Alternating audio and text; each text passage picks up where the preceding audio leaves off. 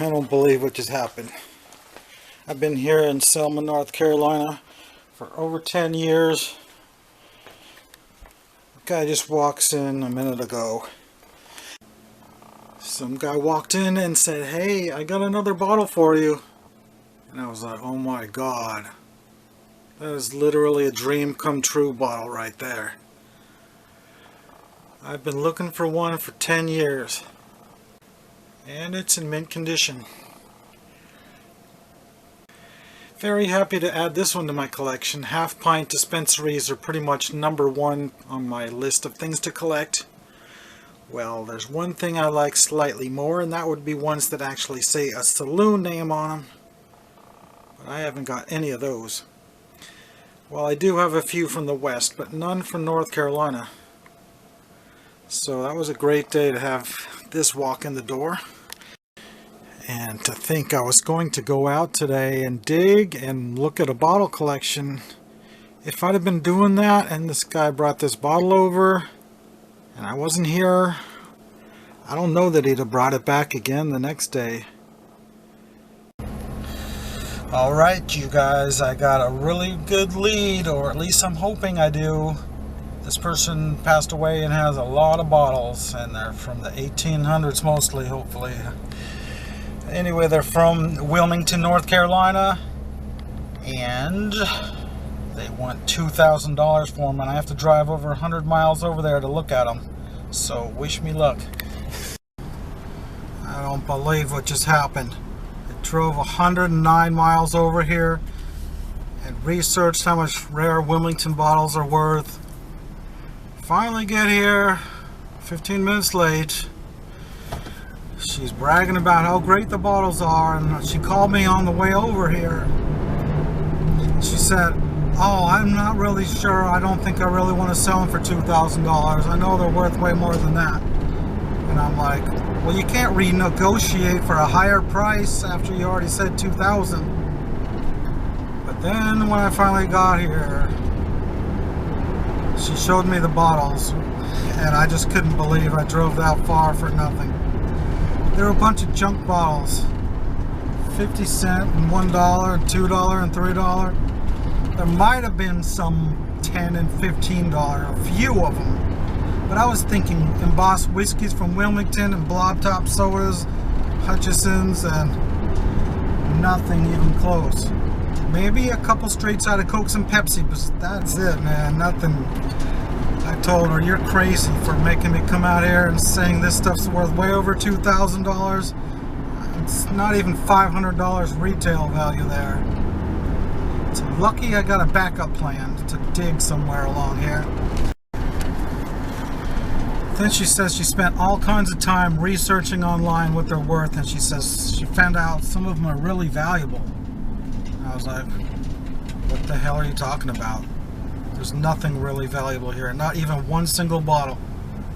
She just said to me, "I looked up every single bottle here, and every one of them is at least $10 on eBay." And it was hard not to laugh in her face when she showed me Listerines and Lysols and Slick Pharmacies and Slick Extracts and just regular junk beer bottles that were unembossed or super common. Okay, we're gonna dig this sort of a ghost town, part of Wilmington, but Wilmington's been dug super hard, so we're going somewhere different. Well, I've studied this map a long time, and it's 1893, and it shows a number of structures that are all gone now. So this village is sort of a ghost town, but the streets are super hard to understand. I don't know what's going on. I've driven all around here trying to line things up. The only thing I can find that matches is this factory right here.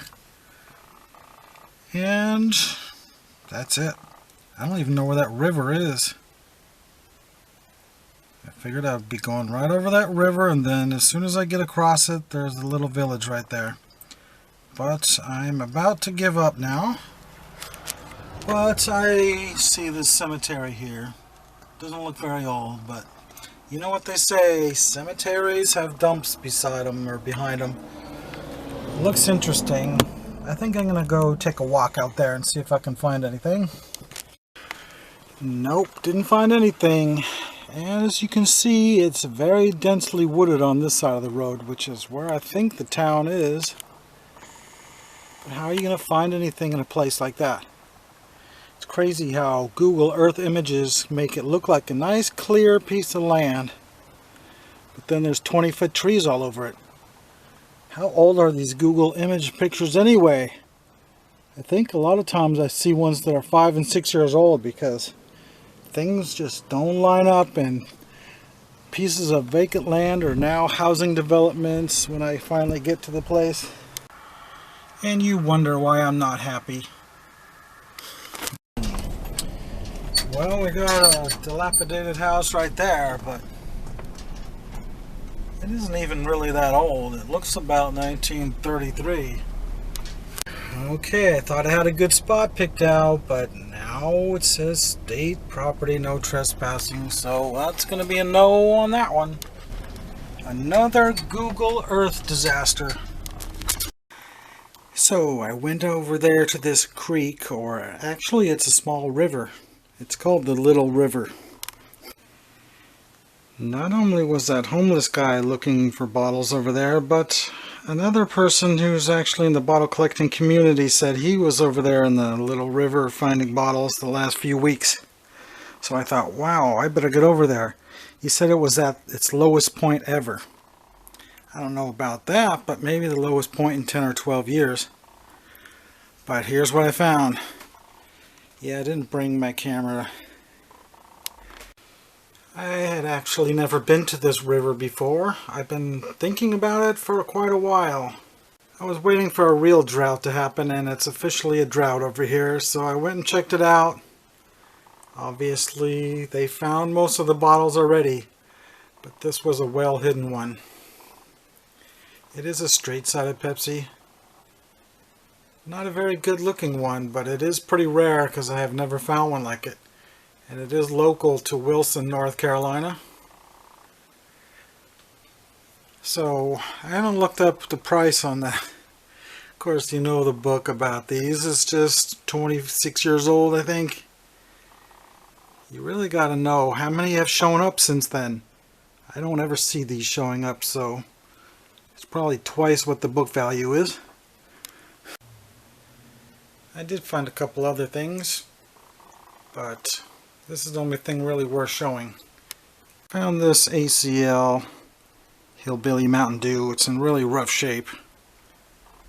The only reason I brought it back was because it has the city name, Selma, North Carolina.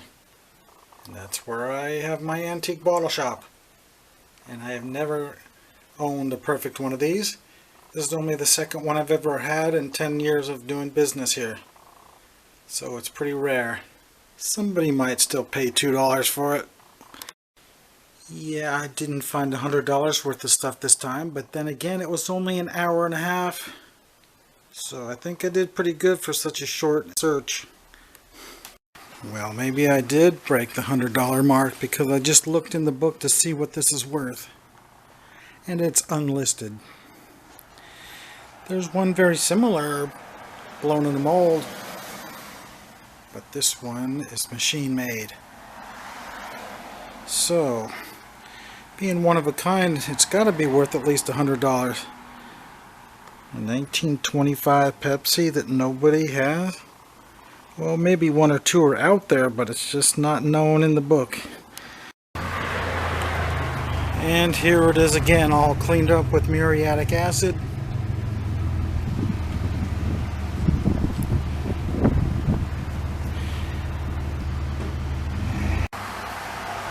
Yeah, it has caseware in the midsection like most soda bottles do after they've been reused a number of times, but that's not really considered damage.